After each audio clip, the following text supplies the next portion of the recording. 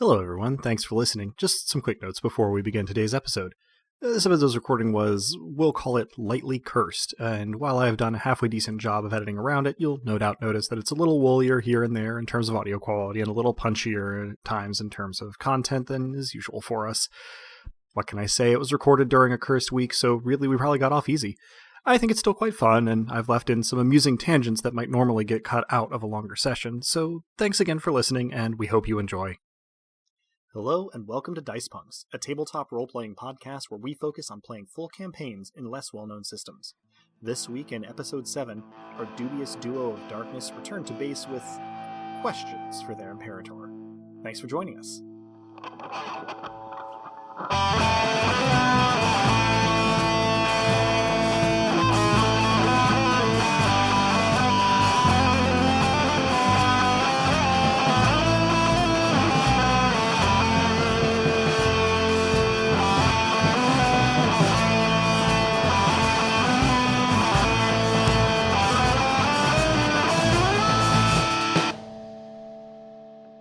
Hello and welcome.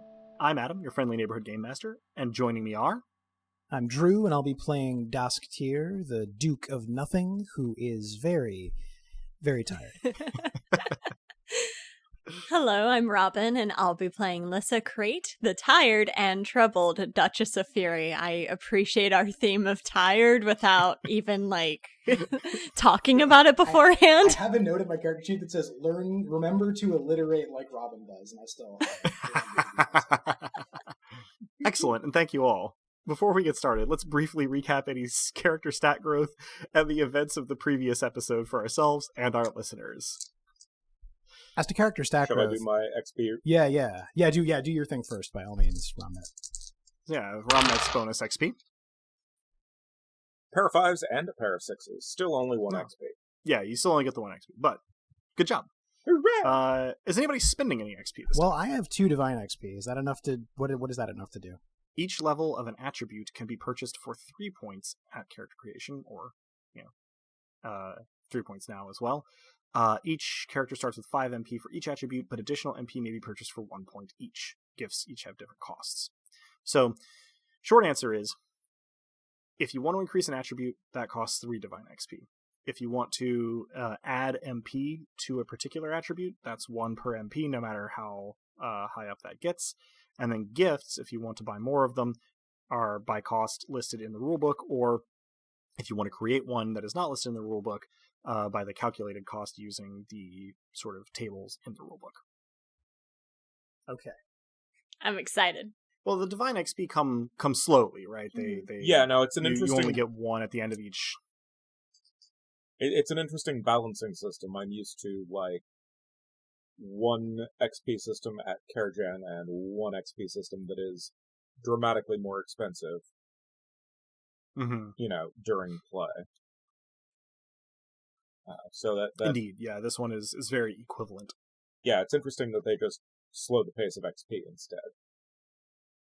Right, yeah, instead of making the cost. I also do sort of love that it's contingent on people having a good time. Yeah. Yeah, no, that's a very, that's true too, yeah. Style-conscious thing. Mm-hmm. Yeah, I also note that not only is it jammed into the end of the resolving conflicts chapter, kind of anonymously, but it also starts not with how to earn and spend XP, but with you actually get stronger as you go just by being more familiar with the world, players being more familiar with the system, having more connections and, kind of a greater depth of understanding. It really seems to prioritize those things more. Mm-hmm. In any case, expenditures. I would like to spend 2 of my mortal experience points to raise my empathy to 2. Yeah, that's... I think you have 3, so that'll leave you with 1. And that will hopefully make your various negotiations with spirits you are trying to enrage a little bit easier. Fingers crossed. Fingers crossed. All right. Any other expenditures? I think I'm going to sit on the points I have, because I have 1 mortal XP and 2 divine XP, and I think I need a few more than that in both cases, or at least 1 more in the case of divine XP to do what I want to do, so I'm just going to canonically, I think, collapse on the first, safe collapsible onto surface that exists in upon returning. If you ask nicely, you can get an obsidian fainting couch. So it's a great gag gift. That's like the best white elephant gift. You faint on a hard surface of obsidian. So, Romnet, I believe you have our summary this time around. I do. I was not there, but I still know. The heralds of the Obsidian God were met in conflict with a champion of the God of the Deep. As part of this, the ruler of the city rallied the troops and led them in a charge backed by darkness. A heretic of the Obsidian God led forces of our master, if not very well. The Duke of Nothing extemporized poetry to great martial effect. The Duchess of Fury yoked the champion of the God of the Deep, but she clawed her way back. The Hand of the Depths challenged the Obsidian God's heralds to a trial by champion, and despite being struck by lightning and having his bones rearranged, the Duke of Nothing bisected the champion opposing him and left her to crawl back to the depths whence she came, carrying her separate parts. They should be back soon. Chef's kiss. Somewhere, Dask feels an itching at the back of his head and says, "What happened to my bones?" They were gripped and sort of cried a bit. They were a bit, yeah. A little, just a little. So we are going to recommence with our Nobilis outside of the gates of Fermata, but first we have a little bit of catching up to do with our prophet of the Obsidian God, who has been of late. I don't know if entertaining is the right word, but receiving supplicants in his role as prophet. If you want to tell us a little bit about your day up to this point, we'll catch up with you in the span just before the return of our intrepid Nobilis here. So today has been another of the sorts of days uninterrupted by the Nobilis of the Obsidian God, a routine that has been lacking since their arrival, although that suggests that their arrival was unwelcome, which clearly it is not. I've been mostly in my office doing administrivia related to setting up the actual church and administering to some of the functions of Fermata, such as they were, and such as the Obsidian God interferes with them. But around... the first one arrived a bit after lunch, and once one supplicant arrives, they usually start coming in droves. And so, since shortly after lunch, I have been discussing matters prophetic and offering inspiration and guidance to the flock in this city.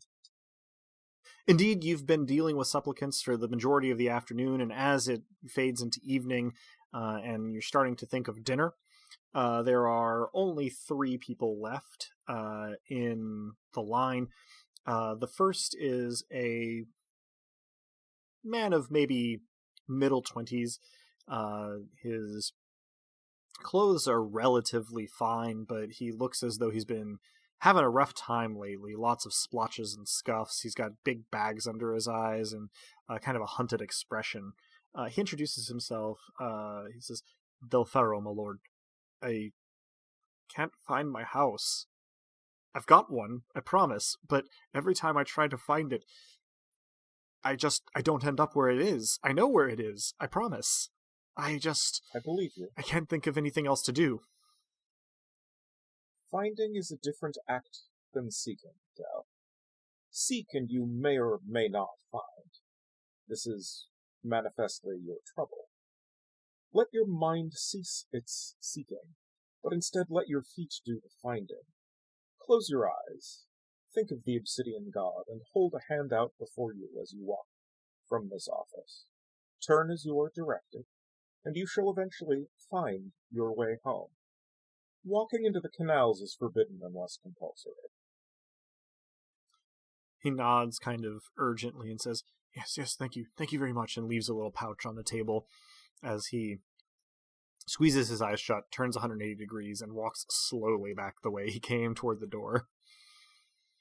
The next person in line is a woman maybe in her mid to late 30s. She seems a little bit twitchy, but otherwise as though she maybe hasn't had too rough of a time of it, especially compared to this last guy who apparently was sleeping rough for a couple of nights before he came to see you. She makes a kind of awkward, unaccustomed curtsy and says, Rini, your worship, Rini Serica. How may I help you? Well, it's strange, but she holds up her right hand, and on the back of it is a mole near one knuckle. She says, That weren't there the other day, and it's not the first thing that's changed. There's always something a little different about my body. I don't know what's causing it, but when one thing goes back to normal, something else changes. It's driving me up a wall, and I'm worried that I've offended the Obsidian God in some way. Why else would they afflict me like this? The Obsidian God has blessed you, Reno, with a literal manifestation of those fleeting state changes that many of us are not sufficiently in tune with ourselves to notice. Pay attention to this gift that you have been given, and give thanks in turn to the Obsidian God, who has offered you such a powerful tool to better know yourself. A time will come when your changes will be helpful and necessary to the good of your profession and the care and safety of others. Think about what this utility might mean. She looks kind of mystified for a moment and then starts to nod slowly. She says, Yes, of course, your worship, a gift. I hadn't thought of it that way. Yes, thank you, your worship. And she gives a much more informal, less intentional, but more sincere kind of bow as she whirls around and heads out, looking already much happier with her lot. I will nod as she is heading out, ceremonial, if not necessary, that she actually see it or recognize it. Yeah, good. The next person in line is carrying a candle, like in a holder. This is extremely unusual in Fermata. It's lit, it's almost burned all the way down, and he's kind of glancing back and forth from it to you very rapidly, in an extraordinarily anxious way. The man is of middle age, and he appears to have been just kind of a tradesman by his dress and his demeanor, but he is acting as though he expects to be stabbed at any moment. Every shift of shadows and the flickering of his candle, every change in your expression or movement of your eye, every step he takes, he seems hunted. And he is in front of you for a couple of seconds, his mouth just opening and closing without saying anything, before it, sort of becomes clear that you're going to need to prompt him. How can I help you? I'm sorry. Is it just me or is it dark in here? I'm sorry. I told myself I wouldn't do this. I had a nightmare. I've had nightmares before, of course, everybody has. Who hasn't? But this one was different, and it was vivid, and there was darkness, and I don't remember the details, but I woke up screaming, and I didn't stop screaming because I woke up in the dark, and it's coming for me. I don't remember exactly what was happening, but the dark is hunting me. There's not something in it. It's the darkness itself. I wanted to stop, please. I need to leave. I need to see the sun again. He breaks down into tears. Close your eyes, Kathy. I promise you will No! be safe. I promise you will be safe. As safe, at least, as one ever is. I can't do it. Indeed, his eyes do appear to be bloodshot. He hasn't blinked since you've been looking at his eyes. Charm plus lie, perhaps. To convince him that he is, in fact, safe enough here to close his eyes. It's a lie because no one is ever safe anywhere. Indeed. Which I assume you do not say out loud. Of course. I mean, I've already said you are safe here, as safe as you've implied it heavily. Yeah. Para fours, para fives. Okay. Well, which I believe lie doesn't interact with my beauty. Yeah, indeed not. Those fives are probably going to be the one to go with then. So, what do you say to him to convince him here? I will repeat that he is safe here, as safe as one ever is. This is intended as a demonstration of his safety. I will be here slowly, and you will be safe. Oh, of course, my lord. He takes a deep breath, straightens his back, tilts his head back a little bit, and then slams his eyes closed for maybe 2 seconds, at which point they shoot open again. He goes, I can't do it. I feel it. It's touching me. He picks the candle back up off the table where he had set it, and seems to be leaning heavily on the table to maintain his feet. I offer him a seat and put the candle directly in front of him, and go through once more, convincing him to close his eyes, and this time to close them as hard as he can. Just squeeze them shut and put his hands over them. There's a purpose to this, I promise. He takes a little bit of convincing, but eventually he does squeeze his eyes shut so tight that his whole face crumples up, and you can hear the impact of his hands as though slapping someone with a full-on slap as he presses them to his eyes, waiting for your instructions. Can you see the bright spots of your eyes being closed so hard?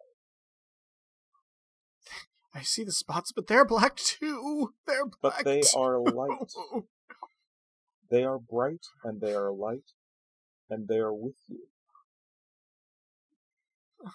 You will always bring the light with you, because in your case the light appears to be compulsory. Take it with you, be safe, and know that it is not frowned upon, because in your case it is necessary. But pray do not overuse this privilege. Privilege. Yes, of course. You can see tears leaking out from behind the heels of his hands where he's pressing them to his eyes. He sits there for a moment longer with his hands pressed to his eyes, and then stands up so fast that he almost leaps, knocking the fronts of his thighs into the table between the two of you. The candle sort of scooches with the motion of the table, and he yelps as he sweeps the candle holder and lit candle up, seeing that it is perhaps a half an hour from burning out entirely. He goes, "Oh no, I need a fresh one," and he sprints from your office, the candle going out in the draft as he heads for the door. And that is the last of your supplicants for today. Good, after that I definitely need dinner. Possibly a drink. Yeah, really. Yeah. After you, What is a have priest but a some communal shrink? after you have a couple of bites of dinner, you feel sort of a prickling along your scalp, and you realize they're back. Mm-hmm. And so we'll cut back to the moment that we left Dusk and Lissa last time. You have been pulled through the darkness that swept over you as the forces of the Calavan Guard swept past you in their seeming victory against the sea creatures. That darkness tugged you back to the gates of Fermata. You were outside of them, looking at them. On the way, you were basically congratulated on a job well done by the voice of Mott. And now have probably just been staring at the gates in a little bit of consternation and disorientation for a good 3 or 4 seconds. The boss said we rekindled a war with the sea, and that was good. Does that sound good to you? Most definitely not. Looking at our track record of what we just did, are we the bad guys? I look at the gates and then down at my hands, then to Lissa, then my hands again. I think we might be the bad guys. I think we might be the bad guys. In any case, Adam is about what himself. happened. That realization wasn't supposed to happen for months.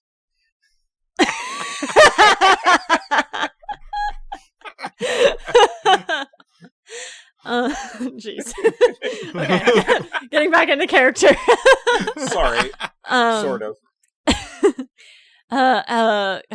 Look, Dusk, about what happened. If you realize that my situation is a bit too much for you to deal with, I know you're going through a lot yourself right now, namely questioning whether or not we're the bad guys. I will support and understand you if you need some distance from me. I can't think of anyone else I've ever known who could possibly help me through this, but more to the point, whatever happened there, and we should talk about it, but perhaps not now, I say, realizing that besides weariness, we're both exuding what our listeners would recognize as strong, we need to talk to the manager energy. Whatever. Alyssa has done her hair in like the Karen style upon the return. Whatever that was, I know from the very core of me that it was something that happened to you, not something you did. Thank you. I don't want any part of that. She's not me. You look rough, for lack of a better phrase. My bones ache, my skin feeling pulled taut across the span of me aches. Impossibly my hair aches. I'm sure I look rough. You may not have seen it, Dusk, but Lissa certainly would have. Your shirt is soaked in blood. Like, the front of it is just from about just below your nipples down to the hem of your shirt, completely soaked in blood. I think we should, not to cause alarm, but I think we should get you to someone who can patch you up, maybe. Come on. And I kind of crouch down and slap my thighs and say, hop on, and like the universal piggyback gesture. And this'll give you a lift. Auntie Lissa. As I decide whether this is a good idea, I look down so as to brace myself and realize how much blood is on me, and gesture to Lissa as if to say, is this going to be a problem? I wear dark colors for a reason. I hop on gingerly, but with no further hesitation. You climb up and you have to like really slowly lower yourself and kind of keep your hands on her shoulders to keep your punctured torso from, touching her back where it would be really, really tender. But she's strong enough. You're enough of a waif that it's not a problem. She can hold you. All right, where to? It's an awfully good question. Well, are you comfortable? Do I need to lift you up higher, lower? no, not what do you higher, need? not lower, not anything. It's not you. Okay. It's the whole being rent apart by a fellow Nobilis thing. It's nothing that. Anyway, where should we go? We need to talk to the boss. Right? We need to know what this is. We need to know if there's still some way out of it. We need to know if we're the bad guys, though I'm not sure the boss is going to be in any position to understand that concept, much less elucidate our place on that continuum. We also need to puncture, or not. Sorry, I'm not going to puncture anything. You're good. We also probably need to bandage you up, because it looks like you're full of holes. I think your theory is correct. Where does one go to get plugged up around here? I'm just going to start moving forward and kick open the gate and go, medic! You kick open the gate and you get as far as meh, because the sound dies in your throat, and I will let you decide whether or not you drop Dosk. But the statues of the two of you that you see when you first come in have changed. Dosk, looking almost as beaten up as he does in real life right now, you are standing in a heroic Luke Skywalker in the original poster for Star Wars and New Hope pose, with your mumbele raised over your head and your shirt rent open to show your manly pectorals and stealth abs, but also the puncture wounds around your ribs where Filius' fingers sort of went through you. Much more upsetting to Lissa. Your statue, well, the thing that doesn't probably upset you quite as much is that your statue is no longer standing beside or behind or back to back with Dosk, but rather in the pulp damsel pose of sort of like falling off the dais with your arms wrapped around Dosk's leg. However, it's not exactly you either. It's the Lissa thing. Its face contorted in a rictus of rage, and the obsidian tentacles of shadow looming up and over most of the gateway plaza. The people in the plaza don't seem to pay it any mind. There are even a couple of children who are sitting on the shadow strands. They have climbed up the statue as though it were a tree and are sitting on the branches as though they were live oak, and chatting or playing, eating or throwing things. But yes, you have been replaced in this statue with your alter ego. Astride Lissa, I say, that's in pretty poor taste. I do not drop Dosk, but I do kind of lift one arm away and try to encourage the students to get away from the tendrils. Or not students, the kids. The younglings! You put Star Wars into my brain, and now I'm full on, like, Anakin at the Jedi Temple mindset. Younglings, get away! Whatever shall we do, Master Skywalker? Mott is the Senate. No, this is not going to become a prequel memes-based episode, because then that will never escape that vortex. Yeah. Oh no, it's already become a prequel memes episode. It's too late to go back now. But I do try to get the kids off. Welcome to Sandpunks. we're coarse, rough, and irritating, and we get everywhere. That's pretty much it, yeah. Anyway. And the cracks. You go to shoo the children off of the statue, and they look disappointed, but they scurry to obey because they recognize you as the Nobilis in the statue. And so they flee. Not in fright, I should add, but more kind of in a, adults telling you that you're, about to get in trouble and kind of trying to turn it into a game kind of way. I breathe a sigh of relief and then kind of over my shoulder to Dosk where he is, kind of mutter, I hope Varric hasn't seen this. I just hope Varric is. You think he's all right? I don't think any of us are all right. That's a very good point. Where to first? If I'm honest, I would really like to see Romnet, but we really need to talk to Mott, and more importantly, I probably need to... I gesture at the whole of me. I guess to Romnet. I'm sure he'd be more than happy to tend to your wounds. You're making this sound fun. I don't think it's going to be fun. Look, I've just got to get my laughs in somehow. I do laugh, and then this causes it sucks to call something indescribable in a podcast and in a role-playing game when description is part of it, but probably a nearly indescribable quantity of pain shoots through me. Unspecified, but very high. Indeed. So I set off trying to tread lightly in the direction of Romnut's place. Obviously, I try to avoid jostling Dosk as much as possible. Dosk is actually like he forcing what he thinks is a very convincing smile as he visibly, audibly appreciates the lack of jostling. Like, yeah.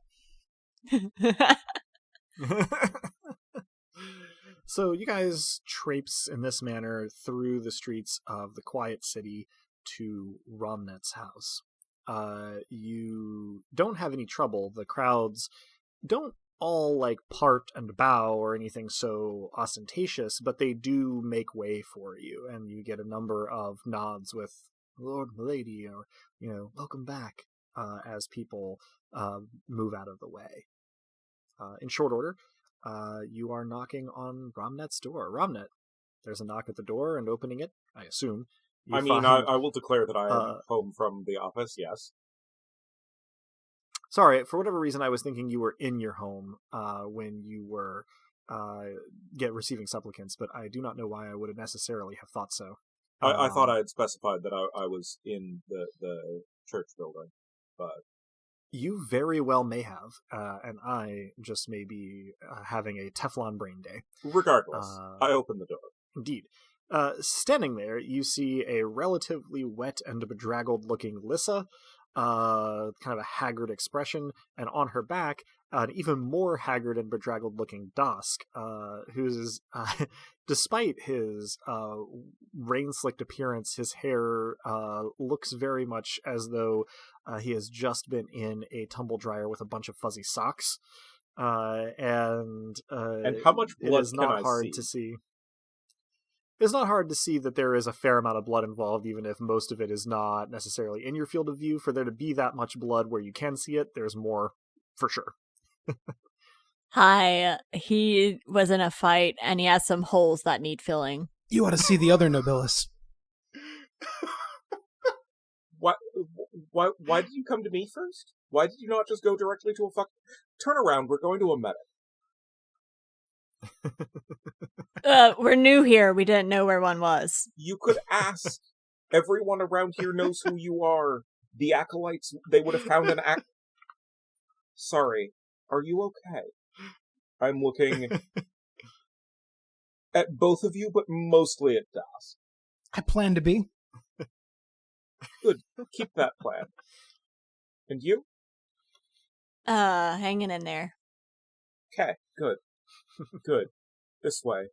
I lead you both down some turns of street. Not too far, but you're already a bit lost with the turning. And pound on an otherwise unremarkable door. Farna, are you in there? Just a second! You hear some indignant cat noises from the other side of the door, at which point a woman who's probably in her 60s with like a steel gray bun set kind of right on top the back of her head and a very plain dress and smock with a fair amount of blood on it, none of it fresh, none of it new, opens the door and gives you an appraising look and goes, "Sorry to be rude, right, he well, needs to be unperforated." You'd better come in. Perforated, you say? Well, got too handsy down in the riotous city, did you? As she moves into the house, gesturing you to follow. The front room probably was designed as a living room, but is basically a triage center. My hands He were got not in a fight. involved, and neither was the riotous city. That's how. Oh, you're the nobles. Well, first time for everything. Do you have blood? Oh, yes, you do. Hopefully I know, still I have a little suppose. bit, yeah. Yeah, it Yeah, should I'm be sure you'll be staying fine on the without. inside. Lay him down. And she gestures to sort of the, well, I would call it an operating table, but she doesn't seem like as much of a surgeon as an apothecary and medic. As long as we're not calling it a and slab, I'm okay. I mean, There's a drawer coming out of the wall. Man. see, that just makes me think of Rocky Horror, so, Oh, sure.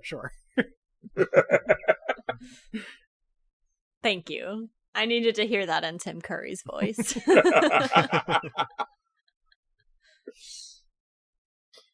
I gently set Dosk down.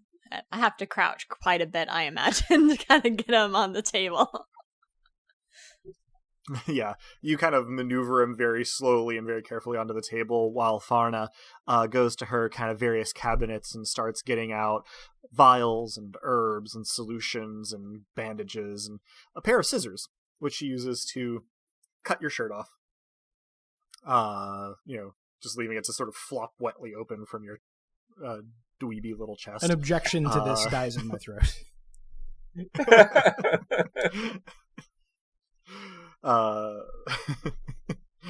The very quick once over she goes, not to be rude, son, but what the hell happened? 10 holes? How are you still awake? I mean, other than being a whatever you are. Whatever I am, that probably helps. Fingers, little infinitely strong child fingers. She gives you a flat look and turns to Lissa and says, does that make sense to you? I'm yes, also looking at surprisingly. Lissa with just sort of a wordless, sorry, what the fuck? The Nobilis was a drowned child, and she was tougher than she looked. I was not there for the fight proper between her and Dosk. I was trying to help the mortals out. The people. I need to sit down. She nods. Right, of course, have a seat. She looks at Ramat and says, there's a tea kettle in the kitchen. Would you be so kind? Yes. Grateful for something to do, I go put the kettle on. Gives you a curt nod as she turns back to Dosk and immediately starts inspecting your puncture wounds. Says, remarkable. Are you in pain? You must be. I assure you that I am. She nods seriously as though this was a completely normal way to answer that question. And says, well, in that case, suppose I better see what I can do for you. Do you have any allergies? Not that I know of. Also, I've recently undergone some changes, which may change the answer to that question. Are people, things like me, generally allergic to anything?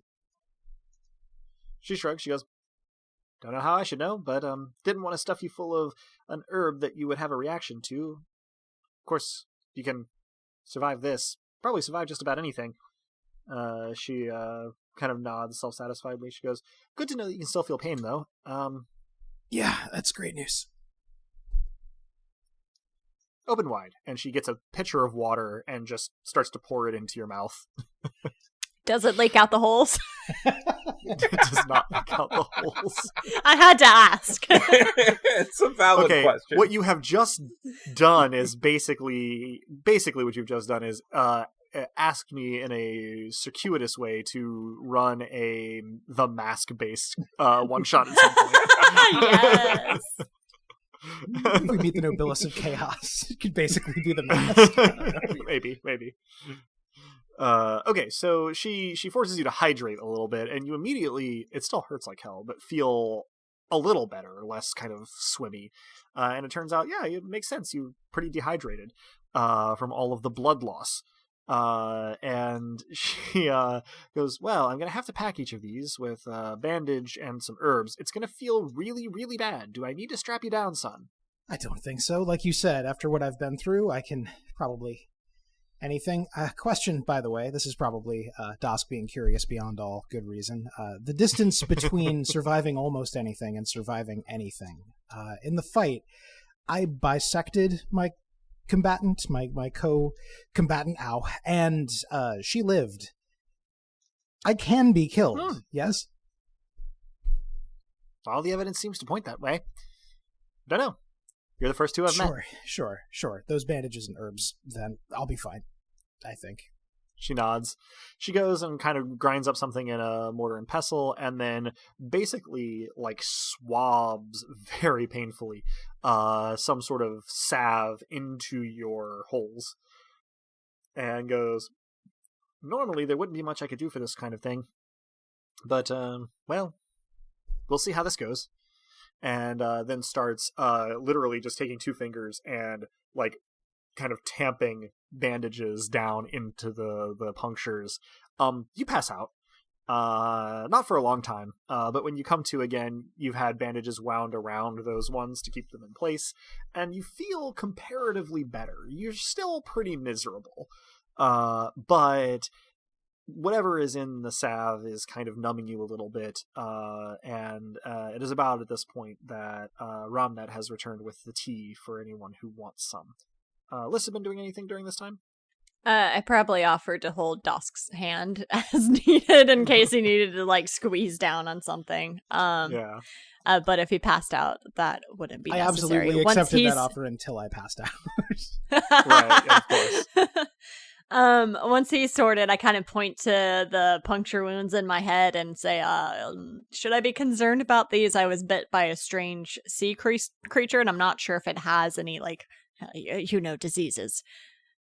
She kind of says, well, come here. I certainly don't know from sea creatures. Not a lot of them around here, in case you hadn't noticed. But lean down. And she kind of looks at your little puncture wound. She goes, these have already scabbed over. If they were going to inflame, they would have. I think you'll probably be all right. You'll just have some interesting scarring on your forehead, I suppose. Scarring?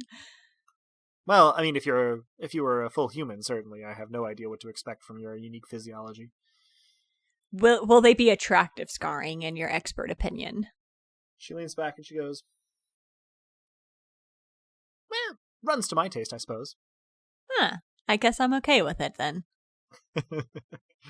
At about that time, Dosk comes back around, and you may take 1 killing damage off of your torso. And the way this is going to work is that you can subsequently turn 1 killing damage into shock damage, kind of per full day of rest or week without taking further damage, if you do not stay, So that's what happened here. 1 of my 4 killing damage to my torso turned into shock damage, or 1 went away. No, okay. it was just gotcha. Removed because this was a healer Understood. roll, right? She was rolling to heal you, and she did quite well, in fact. But moving forward, you're just healing Gotcha. naturally. Now, I will say that if you had the points, and I don't know if you do, I haven't checked, but and you wanted to, you could use aspect miracles to accelerate this process. You have no points, though. So, I very much do not. yeah. But even as you regain those, you can burn some aspect miracle points to essentially give yourself a temporary healing factor. But otherwise, you're going to be basically, as long as you are subject to the treatment that you have on, as long as you don't take the bandages off, this healing roll will essentially recur once per day, giving you the chance to lose a killing. And then if you are inactive, don't take any further damage for a week, that's going to turn a killing into a Gotcha. shock. And similar for my head, the whole hit by lightning thing. Cool. Yes. There's nothing much she can do about Sure. that directly, but yes, it's the same recovery system. Now, the recovery per week of not taking damage is per area. So you would turn 1 killing on your head and 1 killing on your torso into shock damage. The healing from remaining in bed with this poultice applied is just going to be your torso. Makes sense. So, yeah. She explains basically what she recommends. Stay in bed, drink a lot of water, eat plenty, but nothing too rich, and won't hear of any sort of payment for her services. She protests that she is, I'm faithful Fermata, aren't I? So go along. Could I get you a drink sometime? She gives you elevator eyes and goes, maybe, but I'm booked up this week, sorry. No Gives surprise. I wink back. Lissa, if I were 1/10 as smooth in real life as Lissa is. I mean, same, frankly. So, where to next? I'd like to speak to your manager. Are you talking to Farna? I assumed that was to run. So sorry, that was completely out of character. Fair enough. I was doing my Karen impression. I got that. I thought you were just doing it in character for some reason. I don't For think the record, Lissa, for the like, listener, I just pointed at myself and looked confused. It was it was a good moment. You spent those points on the gift aspect of Karen, where The 3 miracle points to assume the aspect of Karen. I mean, it does seem like a sub-aspect of Fury. yeah, that's true. Oh actually. my. Kinda, No, I would totally have Karens within my domain. But it's a hollow Fury, This so it's makes like me... the perfect Venn diagram of Fury and nothing. So. Oh my gosh! If this Das is going to could, be your Voltron. that's the exact. If we did like the Dragon Ball Z fusion, By your powers combined, she is Captain Karen. Oh no! There you go. We've created the Monarch. We created a thing of people this day. Yeah, the Monarch, exactly. Okay. Oh dear. So I think what we actually say in character is we have some concerns.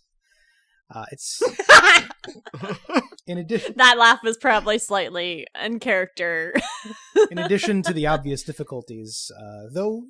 In the pursuit of success, we should add, it seems that we've rekindled some sort of war with the very sea, which seems like a fight we perhaps ought not to have picked, and which in any event we had no knowledge of being in the process of picking. We have concerns. Dosk is being Would I very know polite. anything about a historic Not really, no. issue between Hasn't come Mott up. and the sea? No, if it's something that is like ancestrals from well before your time, it was not part of anything that you were taught growing up either. I fear that I am unaware of any past history between our god and the sea, so I don't have any useful answers there. I suppose that if you wish to speak with them yourself, there is always the central chamber. It picked quite a moment to stop talking there, Romney. The central chamber, you say? Yeah, where you arrived. Oh. Oh.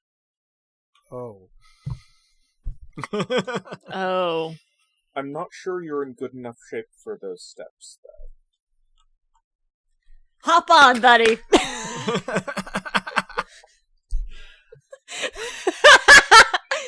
It's always good when you make your GM knock over stuff. That's a good sign, yeah. That's unless it's his drink. Yeah, you don't want that. Yeah, well, fortunately, not so much this time. I didn't hear any sizzling, and the feed didn't cut, so I think, God, I hadn't even thought of that. No application of liquid to computers, please. Right, no, thank you. Yeah. So, I mean, you can take the piggyback ride down to the heart of the chancel, or you can hold Are off. you up for that? I mean, you've granted I needed the medical attention, but you didn't have an easy day either. Have you seen my legs? Would it be strange to say that I absolutely have? Not at all. I don't blame you for looking. They're impressive. mean, so hop on, come on. At this, Romnut just, like, instinctively, because of the way you were saying it, just like, oh yes, those are legs. Given the height differential, that's what I look at the most. I mean, yeah. Yeah. Romnut, would it be a good idea for you to help us with this? We've had bad luck communicating with the boss. You've at the very least been in their employ a lot longer than we have. I think you understand what's happening here about as well as anyone could. To the degree that I am able, I would certainly be willing to assist. Hey, Adam, what's the degree to which I'm able? Boy, it would be nice if you knew. But, the nature of the Obsidian God is such that... Yes, literally unknowable thing from the darkness.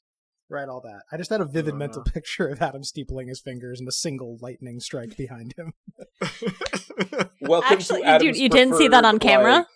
Style of GMing. If I was literally a Hollyhock god, that is absolutely what you would have seen. Well, we did see it. I wanted to make sure everyone else saw it too. Fair enough. All right, so toward the manifestation then? So. Yeah, Indeed. I do want to ask Doss some questions on the way. Yeah, go for it. Now that he's all patched up, I kind of, as I'm walking, I give Romnut a furtive glance and then kind of talk over my shoulder because obviously I can't look directly at his face, but it's kind of awkward because I've been raised to kind of look at someone when I'm talking to them, so I do my best. So about that thing that happened, I don't remember, but I think I should know what she did. Sure. Wow. So I think I give a full and honest account. I'm trying to think if there's something I need to roll here to see how that comes across. Suppose it depends. Yeah, hold on. I'm just seeing what I got here. I mean, I think I'm rolling charm plus graces. 5 dice it is. How much can I soften the blow? That is no pairs. Can you? Not a lot then. Yeah. Can you just go give it your best Sure. go in character? Well, it moved ahead, wreaking havoc and spreading ungovernable rage everywhere it went, turning man against man, creature against creature, man against creature. You get the idea. It just sort of created havoc as it went, while itself being incredibly destructive, and seemed to grow more powerful every moment it did so, until the exact moment that it had nothing left to feed upon. How nothing left to feed upon? Like not everyone in that city was gone, right? No. It was not everyone. Not everyone. Anyone who was close enough to the center to the path of that probably didn't get the better of it. But once I evaporated the fury of at least one side of the combatants, all of a sudden things began to ebb. It seems that the rules, you might know the rules better than I do, I don't really know the rules, are that it can only be stopped when the fury subsides, and until then its power seems to grow indefinitely. Yeah. If you weren't on my back, I could hug you. You stopped her. Okay, this wasn't the first time then. Second. When you don't have to tell me what happened when you became as you were, but when I became the Duchess of Fury, I just lost my temper and she took over.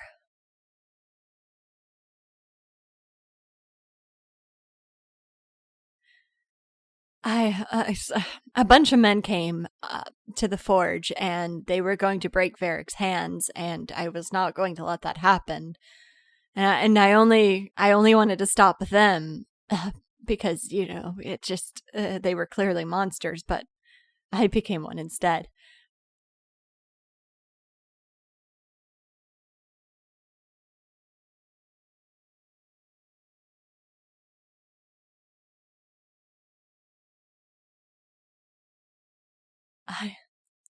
Thank you, Dosk. You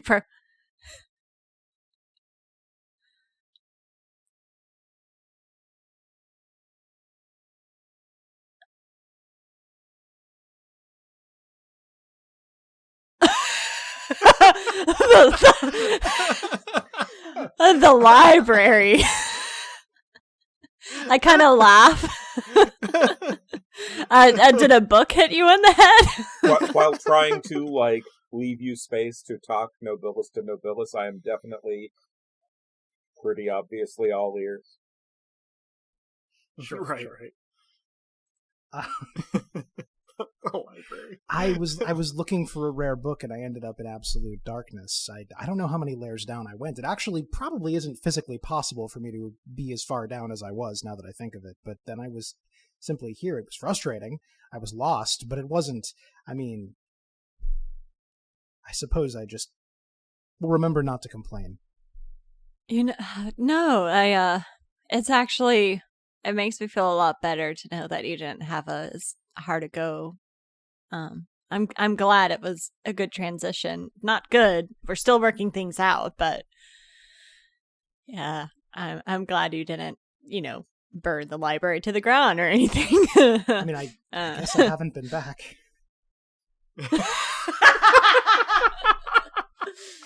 Okay, well, I will take back that previous statement and if not get ahead of see ourselves. Dusk's face, which you cannot, you would see that it had not occurred to him until just now that maybe that library is not okay. Let's. Do we, from That's your very point funny. of view, GM, does this conversation have longer to go, or are we basically where we're going at this point? No, yeah. I was waiting for you guys to basically Okay. be done. So yeah, if you guys are done, then you have arrived at the manifestation. The walk down the stairs is,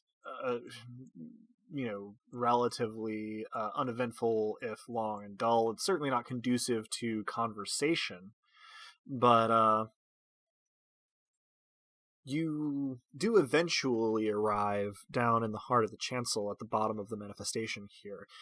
It is much as you remember it, with some small changes. The obsidian well, all hewn of one piece from the living rock in the center. The sort of odd little workshop space off to the side seems rather more defined. There are individual tools and recognizable spaces in it now.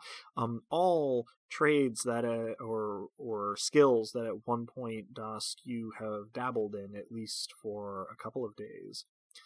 On the other hand, the pillar with the snake wrapped around it, the snake is now coiled around almost the entire height of the pillar and extended as though to strike a little ways from the top of the pillar, mouth open and sort of frilled crest flaring. It's less rough-hewn, too. It's more defined, although still not what you would call exactly fine work. It's still got some edge to it. It's another one of those things, too, where this area, this room, this cavern is perfectly black, but you can see. It's just not really light that's letting you perceive your surroundings. Something in the area is oppressive and strange.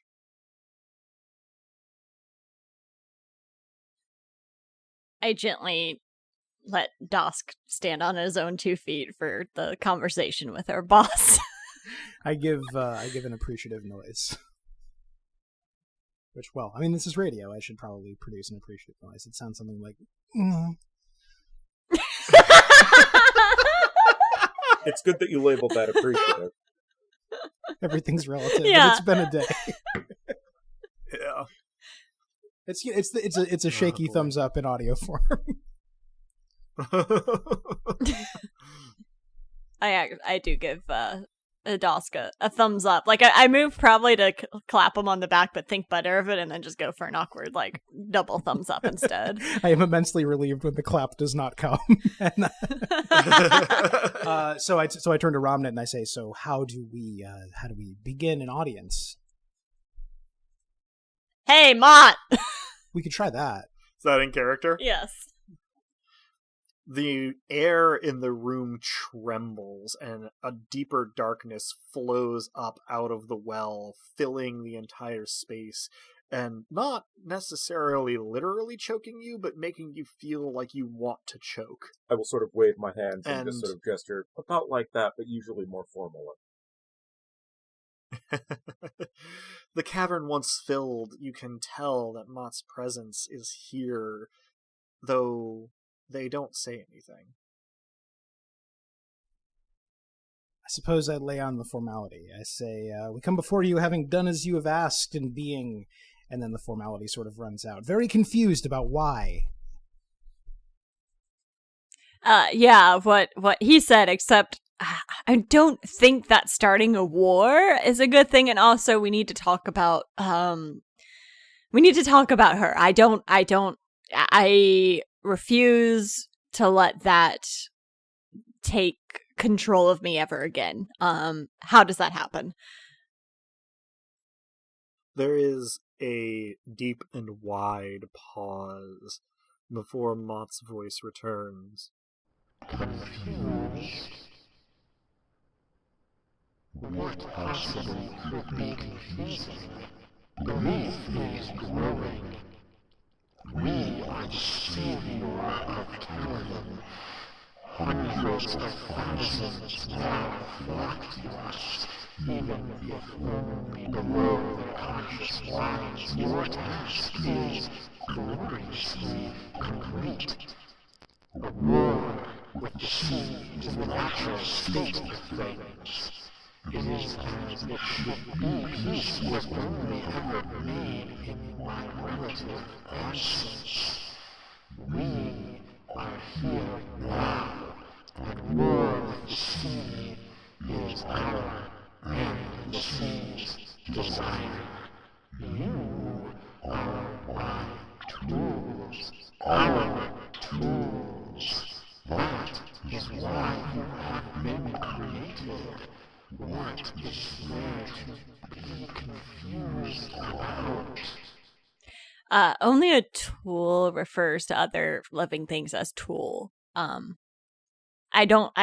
object to that phrasing. Oh no, Adam is actually steepling his fingers. And you kind of miss the point. Like, I'm a pacifist. I don't condone war, and I also laid waste to a city block. I think we could have accomplished belief without that part. I will interrupt and roll charm plus fascinate instead of graces, because that's how Ramnet does. Okay. Because I have the ability for that. So right. That is a pair of 10s because of my master die. Okay. All right. I think, my lord, the confusion stems from a mortal understanding that war is not itself a good thing as such.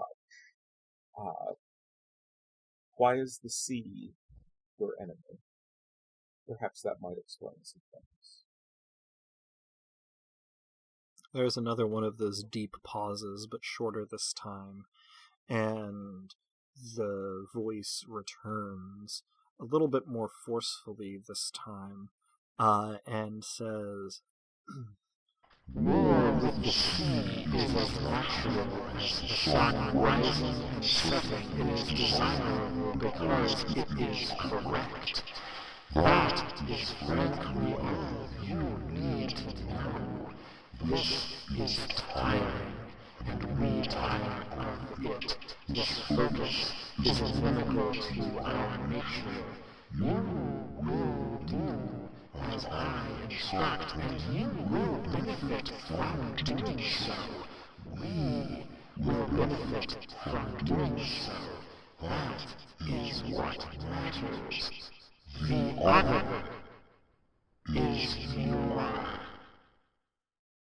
And then it just stops. Nothing else is forthcoming, although the darkness is still there and Mott's presence is still in the area. The other is our what? How are we going to benefit from this? I don't remember anything. I was not in control of my own body. There's no benefit to that. That is very questionable. You often use this poor guy as your puppet. Your voice comes out of him on occasion. You should really ask before you do that sort of thing. The darkness around you thickens, and it doesn't slam you to the cavern floor, but rather it is as though gravity is suddenly coming from every direction and intensifying exponentially until you feel compressed into a ball and pressed into the floor of the cavern. Mott's voice doesn't become angrier or louder, and yet it seems to surround and pervade you more forcefully than before. As Mott's voice is a cat. Is a cat. Plot twist. Yeah. The avatar of Mott appears. Oh. The cat at the doctor was Hi, foreshadowing. Farious. Mott's voice seems nevertheless to carry more force, as they say. You, all of you owe us everything that you are, and even if you didn't, you would be at our disposal. Mortals exist for this purpose, and more mortals shall exist for our purpose. War there will be no more, and so you shall go forth and you shall promote our nature. You shall bring others to our darkness in perpetuity.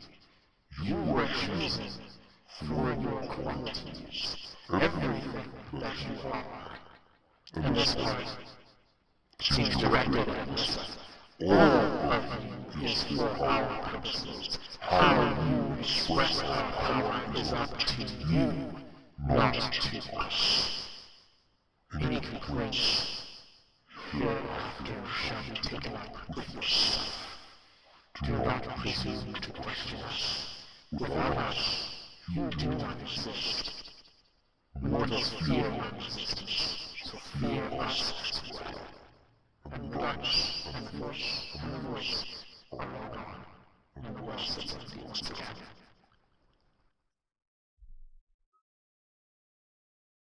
I will offer Lissa a hand up, even though she is probably standing.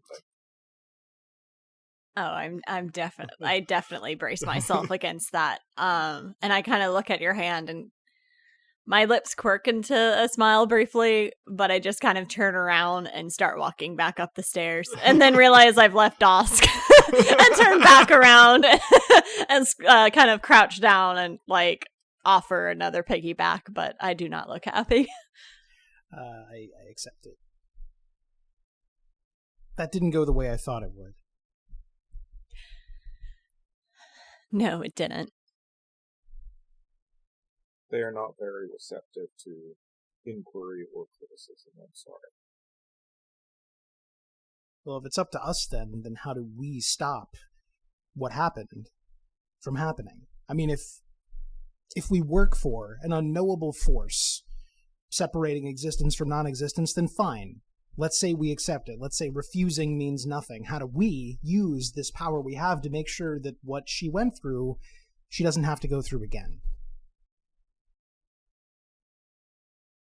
I don't need to be taken care of. I just need to know that we can take care of each other.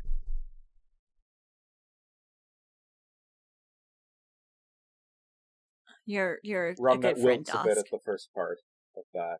I don't know if that is actually directed. Any of that speech was directed at Rumnet, but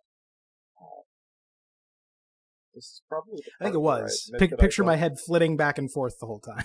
But This is probably the part where I state that I don't actually know what Lissa went through. I think gotten a bit of a gist of it, but it sounds like you were not yourself for a time. this is the part where I No. wonder, if I think it loudly, can Romnet hear me think it? Can we spare Lissa having to hear it again? Maybe I ask him that. You can If I think this to, loudly enough, yeah. can you just hear that? Is that within your purview?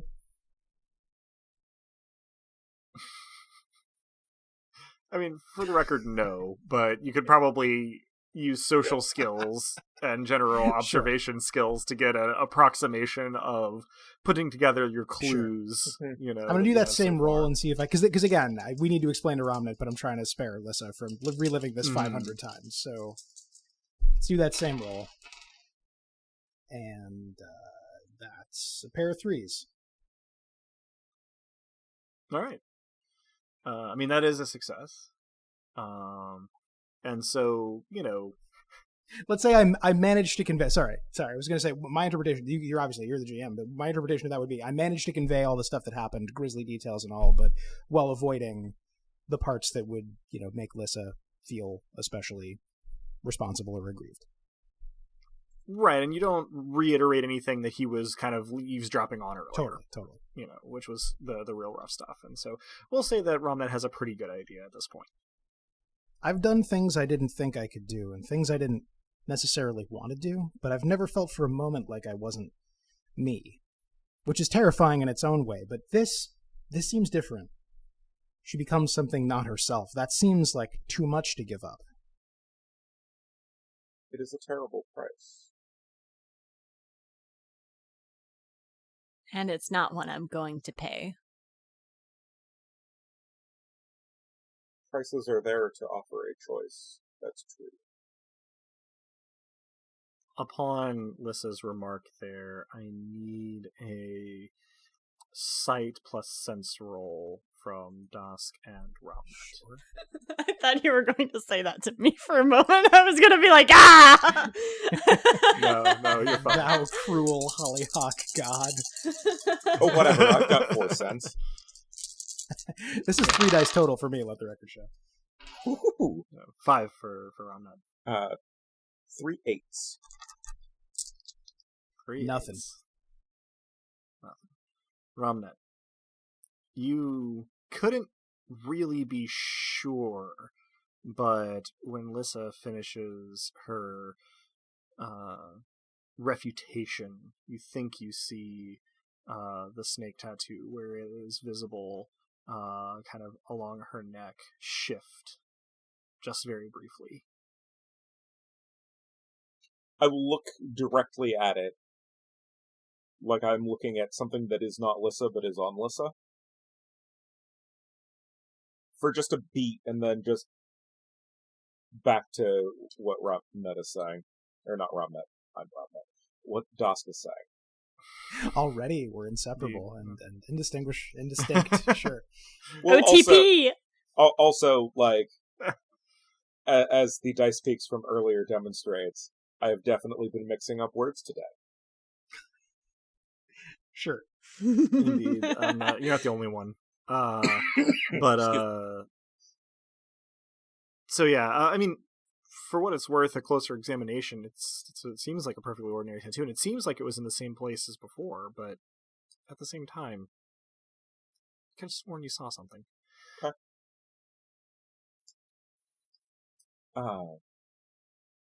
So at about this point, you all are emerging from the stairway back into the manifestation proper, out of the sort of oppressive gloom of the obsidian cavern. Into the more normal gloom of Fermata. Yeah, and the cyclopean architecture of the manifestation.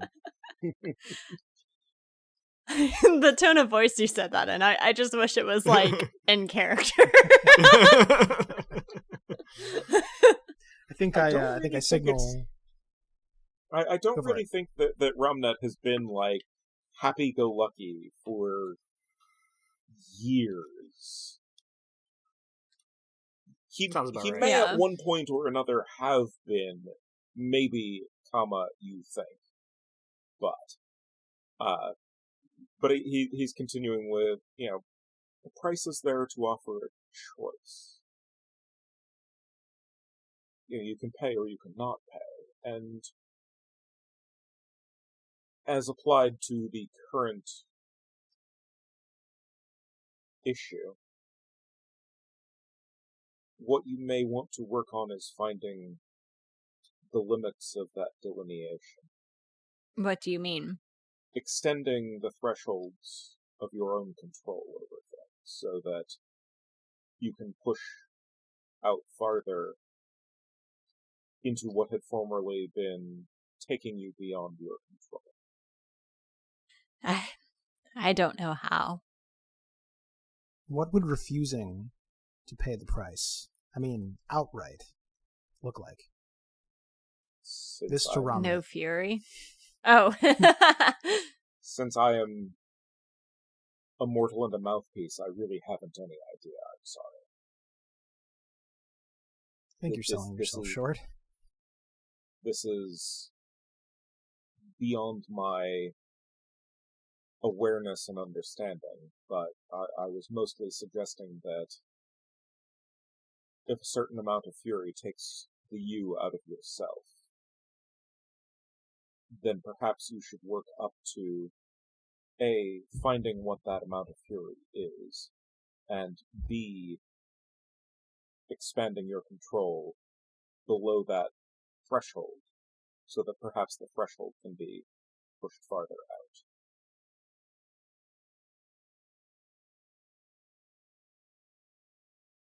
I can try. I still don't understand how any of this works. I made someone very happy, and then I made the rock wall angry, and I made the gates angry. And then I guess I just saw someone from the shrines that I recognized from earlier, and that just, like, how do you control emotion if you see something that affects you? In my experience, you don't. You can only fake it. And I don't think that's good enough for this situation. Practice. And not always the fun sort, and not always the healthy sort, but practice. I can get behind the fun and unhealthy sort tonight. I need a drink. Which actually brings me to what my next question was going to be, which is, where are we heading now that we are... Yeah, I think first of all, I indicate that I can probably walk now that we're on even ground and not on a Yeah. I obligingly set a DOS down, because I also imagine that piggybacking on the giant woman is not the most effective way of wooing Ramnut. traditional log cabin wars first date. It's so now, I do take this opportunity to look Lissa in the eye, albeit at an angle, and say, I'm sorry we couldn't change the terms. That doesn't mean we can't try. Moving forward, I'm not going to incite any anger. I think, like, what they think be damned, what if we try to use what we have for good? We could do that. I mean, so far, when we've gotten an assignment, we've obligingly completed it. What if we just don't? Yeah. Like, I mean, obviously, if it's like the thing in the swamp and it's posing a risk, we could stop it. But, like, starting wars and causing people to die, like, no. I'm not going to be part of that. Yeah, there's no point in having power if you can't wield it by some sort of code. If you're just obeying some inscrutable force, then, look, I can be a lot of things. In fact, I can be everything. I'm still not sure this nothing thing is for me. That's not the point. The point is, the one thing I'm not going to be is a monster. Neither of us. We can just refuse. Use effectively random magic for sorcery to try to divine what the effects of a war with the sea might be, and whether they would in fact be for good or for ill, qua mortal ethics? I don't really think that magic works in a random fashion in this setting. Fair, but I had to That's ask. more of a mage unknown armies kind of thing than a rain one roll engine kind of thing. Yeah, no harm in asking, but I think I'm gonna have to just turn it down flat on that one. Specifically, the magic, the way that magic works in this setting, as we'll see as we get further into it, is very much about like finding the specific things that bring about specific effects. There's very little in terms of generating kind of randomized things. Now, divine miracles are a little different, but even then they are shaped by intent. Whereas, like, yeah, getting unprecedented effects is a matter of study and experimentation and finding the exact spells that produce those effects rather than kind of willing a thing with the magic. But yeah, no, certainly no harm in asking. So, to pose my question, kind of more fully this time, to where is everyone headed now that you are out of? Well, I think Das picks up the suggestion that Lissa was sort of putting on the table and say, so it's agreed, only for good and in proper moderation. Now let's go be immoderate. Let's find somewhere. I think we could all use it. Ramnet? I agree. Ow. Sorry, that was my... Sorry to everyone, that was my cat failing to dismount from my shoulder with claws. It wasn't graceful, but it was entertaining. She is now over Behold, on the chair, the noble sulking. feline. She is now over sulking and, like, looking herself on the chair. Please tell me your friends Pointedly didn't not see that. looking Poor at me. baby. Yeah. So, heading for drinks, I assume that means the riotous city. One would think. Yes. I like the tavern we went to the first night, so let's go there. You like Yes. the proprietress The of one the I- tavern where you went the first Yeah. night. Well, if we're talking about Kea here, she was an employee rather than owner. Kea was, I think Des was referring to the mayor. I was. Yes. Not She's the proprietress of so much Uh, more than just that establishment. But well, and I did not intend to imply that she was doing any sort of managerial work there. Just entertaining. But yes. So this is the bar that I swore I was not going to forget the name of, and you know what I did? Forgot the name. The Prancing Pony. No, I hear they we have are good not in pints. Brie. I am so upset with this on so many levels because it took me 3 steps to get to where you guys were, and then I was mad about where I ended up. Why? I would not be mad about ending up in Bria the Prancing Pony, especially if Strider were there. Fair enough, but didn't they also like immediately get ambushed? Like, The ring wraiths did break Pretty into much. the room and attempt My to murder all the counter-suggestion, if we're going hobbits. to invite ourselves to a bar in somebody else's world, would be the Mended Drum. So it's called the Nightcap. oh, there it is. That's where you're headed. That's right. That's right.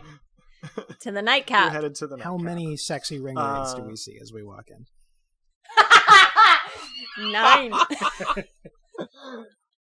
Depending on how strict you're being with the definitions of ring wraiths And sexy. sexy, most Fermatans could probably qualify. Oh, damn. Depending And on now how, just thinking again, of the very secret broadly diaries you're of willing Lord to of the define Rings. those things. This is like... To delve into old Alyssa internet cannot for a bit. handle that. All right, so I'm going to be editing around all Clearly. this anyway. This is the A material. Listen, This is what the people come Should for. I roll a charm and Sure. fascinate to try to woo the ringway? Just generally. To the nightcap. Hooray. To the Nightcap. We are heading to the Riotous City. We are heading to the Nightcap. The Riotous City lives up to its name, as always. You are treated to the surreal experience of crossing through the surface of the canals on a staircase that immediately leads you back up out of the canals in the Riotous City. And not even that far from the Nightcap, your sort of first port of call when you emerged from the manifestation into Fermata the very first time. It is suitably, well, I suppose probably the kids don't say hoppin' anymore, but that's a good enough adjective. The interior, of course, well lit as always, although no real light streaming out of it. And as you enter, nobody takes particular note of you at first, but slowly, a couple people by a couple people, and I am going to fiat here that there has been a new shirt granted to Dosk at some point in all of these proceedings. He's just roaming around shirtless. As we were leaving Larna's, I probably caught an acolyte. It's a good retcon. Asked them to wait outside of the manifestation with a new shirt for us to emerge, such that as we were leaving, you were putting on a shirt. Yeah. This does also mean that so, you yeah, were shirtless before the Obsidian God. Aren't we all, in a way, shirtless before the Obsidian God? You're welcome. That was planned, Yes. Adam. Some of us simply know it. I'm glad. Good stuff. Okay.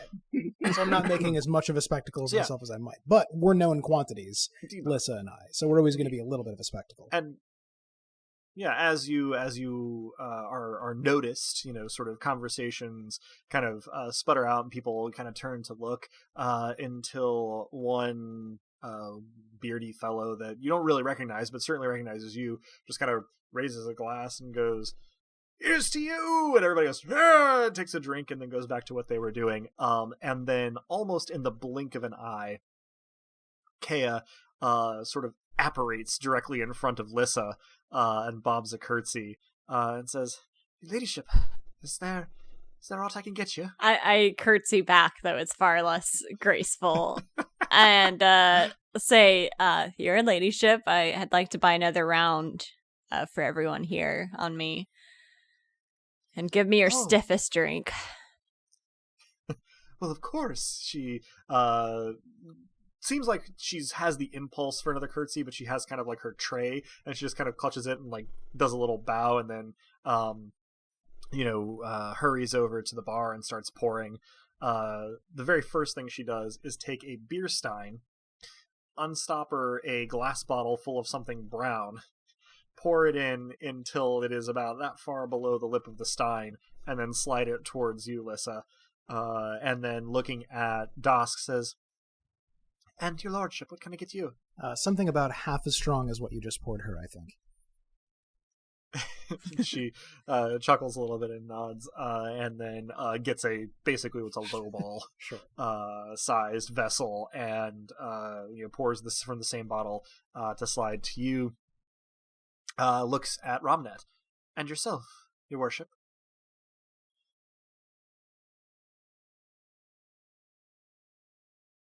She nods as though she was expecting this, caps the bottle, and dips an ewer into the barrel and sloshers you some water into a cup, slides it to you, and then begins to pour drinks for the rest of the bar. Go ahead. Will you have one with me, Kea? "Oh, your ladyship, I suppose I shouldn't, but I also suppose I can't really say no. Oh. Can I now?" Yeah, feel free to say no. No pressure. If it pleases you, I'd like you to have a drink with me. She kind of looks indecisive for a moment and says, "Perhaps once things quiet down a little. It wouldn't do for me to go tripping and breaking the cups. But thank you."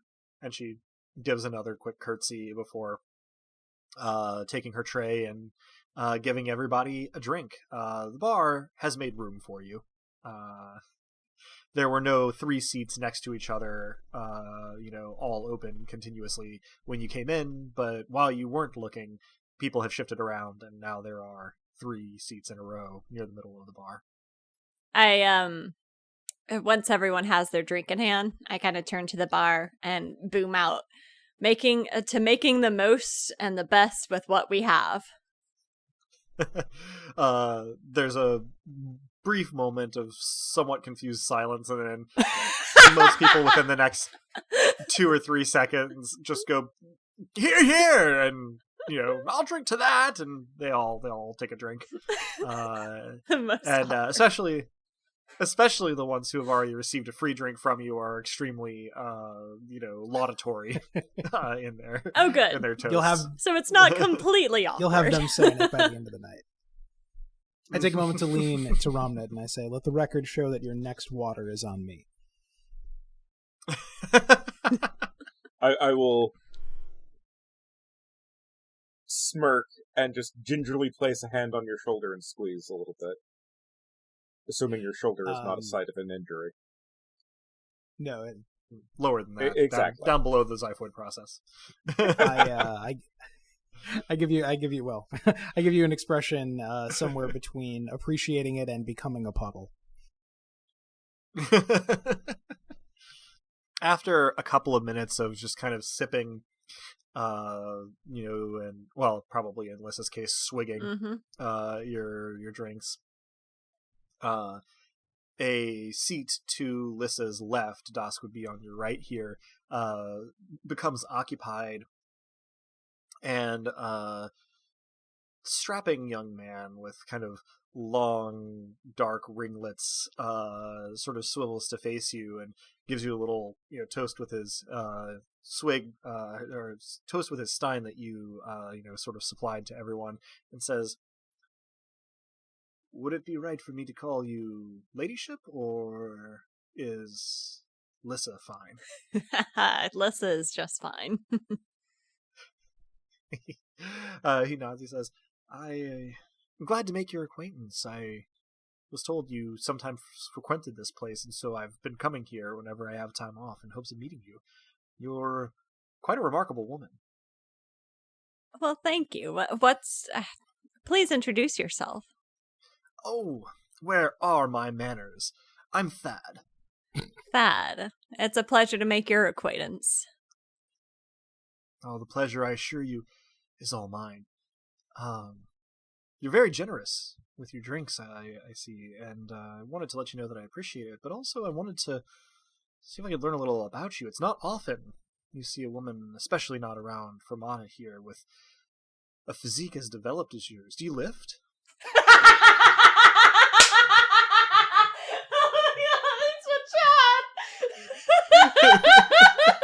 I hate you just a little bit, Adam. This is marvelous. All of this is in character and in canon. I am calling it right now. No, it's not. Lissa would not be so rude. Also, I don't think Lissa understands what a chat is. I need to... Hold on. Well, then before you correct the canon, I'm going to savor him saying that and Lissa throwing her head back and laughing. She probably wouldn't. Okay. Let me see if I can do a Lissa laugh now that I am.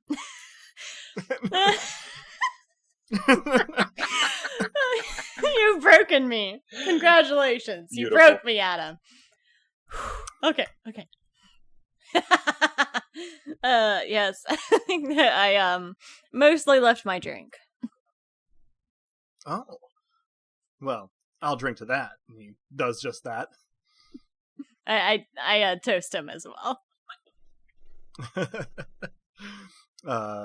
Gives you a big smile and goes on to compliment your hairstyle, your tattoo, your fortitude in getting such an extensive tattoo. At the reference to my tattoo, my face kind of falls a bit. He doesn't seem to notice immediately, but does pick up on it after a moment and changes course. So he's not like completely out of touch, or anything. But he very much seems to be of the philosophy that he's happy to volley back and forth conversationally, but also happy to fill in space. If you are more silent at any given time. I try to I'm not accustomed to this amount of attention. Mm-hmm. Usually I'm the one giving it, so I try to divulge some information about Thad, about himself. Mm-hmm. Yeah, you find out he's a well-to-do family's kind of scion, their main heir around town. They're sort of ascended tradesmen. Some generations of crafters and artisans that eventually sort of managed to move up through luck and through diligence into more of a merchant role. And he's basically saying, well, my folks are putting pressure on me to settle down right about now, so I'm just kind of trying to stave that off for as long as I can. One of these days I'm sure I'll have to, start up a household of my own, but trying to spend a couple of years being my own man first, Yeah, to go out and enjoy yourself. You have managed with your family to achieve a higher status. You're still kind to those with less means than you have, right? Oh, I certainly try to be. I suppose I don't have much more contact than this with, people that are, dramatically richer or poorer than we are, but I try to be a decent sort, and they haven't done anything to earn my ire, right? Yeah. Kindness, be furiously kind in all you do, and I think you've got a bright future ahead of you. He kind of nods. He goes, that's right. Duchess of Fury, I'm told. What's that like? The silence and the frozen smile is very much in character. Dusk and just raise an eyebrow pityingly for this dude. Yeah, I mean, if you guys want to chime in on what you've been chatting about during this interval, I think, well, yeah. So I mean, to catch up in time, having taken more than a few sips, right? But maybe half of this drink, even having been circumspect with what he ordered, Dask is feeling it already in that way that you do when you've lost a lot of blood. Yeah, I was about to say. And I turn to Robin and I say, I just realized I didn't ask you about your day. I will nod as if grateful to be asked. It was a day. I went into my office and worked organizing Administrivia, and around lunchtime the stream of petitioners and prophecy seekers started. For the most part I spoke for myself, although with, you might say, divine inspiration. But my words were my own. Oh. At that point, interrupting you, the door bangs open, and a bedraggled-looking young woman comes in. She doesn't look like she's been accosted or anything, just sort of slicked with sweat, hair all amiss, eyes wide, breathing shallow. She literally slams the door open into the wall, and it bounces, rebounds, mostly closed behind her, and everybody kind of turns to look at her. She stalks up to the bar, standing just to Robnet's right, and of course already has Kaya's attention, and she just says, a bottle, any bottle, and Kaya just turns around and grabs a bottle and puts it down, and the woman just throws a coin purse on the counter and starts drinking from the bottle. Do I recognize this woman? Not really. It's possible that you've seen her before, but you haven't had any sort of close interaction with her. The population of Fermata is difficult to nail down, but it's large enough that you have probably laid eyes on a lot of the population at one point or another. But, as far as recognition goes, she is seemingly trying to drain the bottle at a go. Although she does have to kind of cough and sputter, giving herself a break a little bit in the middle there.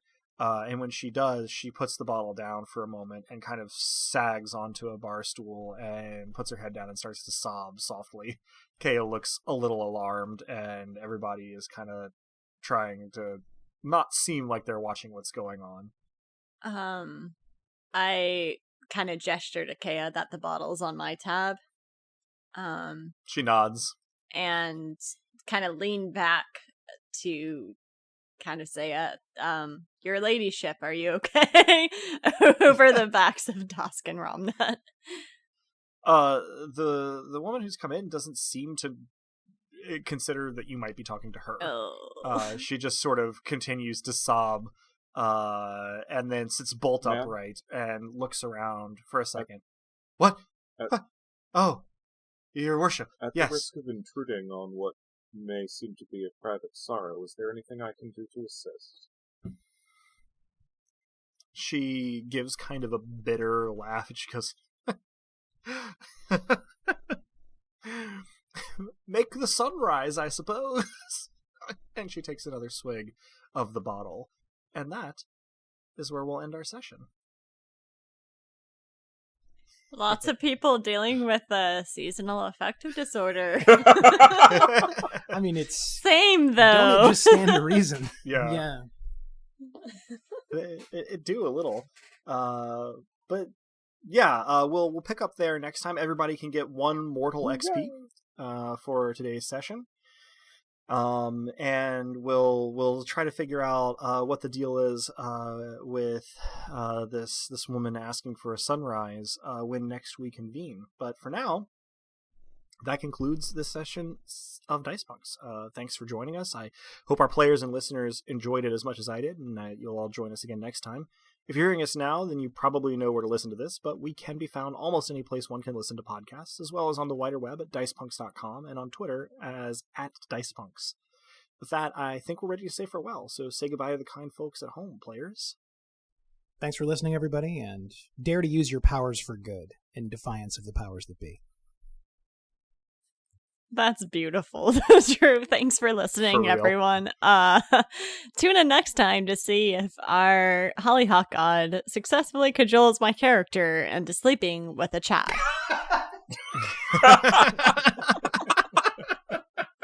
Thanks for listening, folks. And tune in next time to see how Adam can further interrupt my date again. We were just starting to... Right? He's trolling us all.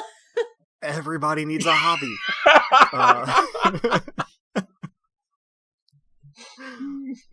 Well, as the poet once said, black pitch and getting darker, it's time to spark ourselves in this hour.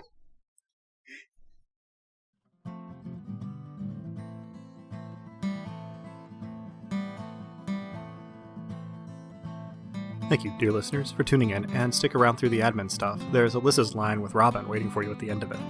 The songs in this episode, theme of Dice Punks in its acoustic version, were written and recorded by the Duke of Nothing himself, Drew. Cover art is by Joanne, who will be behind the scenes for the time being, but played Rue the Gremlin in our Psionics one-shot. Site design and graphics for DicePunks.com are by Robin, the player behind the irrepressible Lissa, the Duchess of Fury. Rain and the one-roll engine it runs on were created by Greg Stolze, whose work can be found in, well, frankly, astonishing number of cool places, but I'll point you toward gregstolze.com. Nobilis was created by Jenna Caterin Moran and can be found alongside much of her other really intriguing work both in and outside of tabletop role-playing at afarandsunlessland.wordpress.com.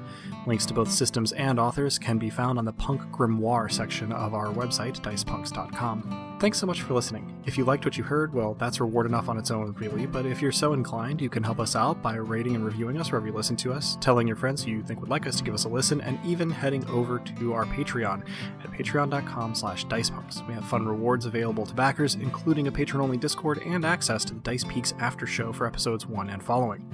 Regardless, we hope you'll tune in again, and until then, remember, subtlety is for cowards.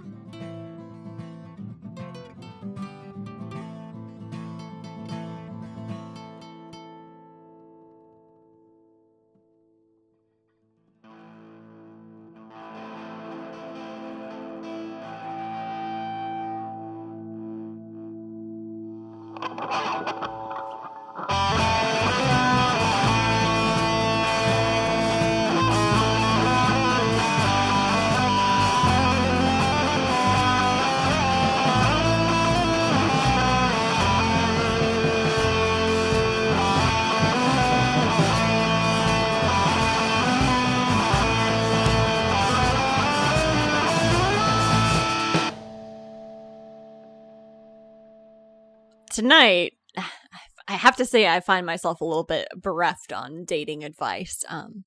Surely you can understand. But I was inspired recently by a line that I've yet to use, and I'm sure it would be successful if I opted to. You see, currently I'm kind of confronting the reality that I may be the bad guy, and the line is very much in that spirit, and it goes a little something like this. If I'm the villain, well then take me all the way.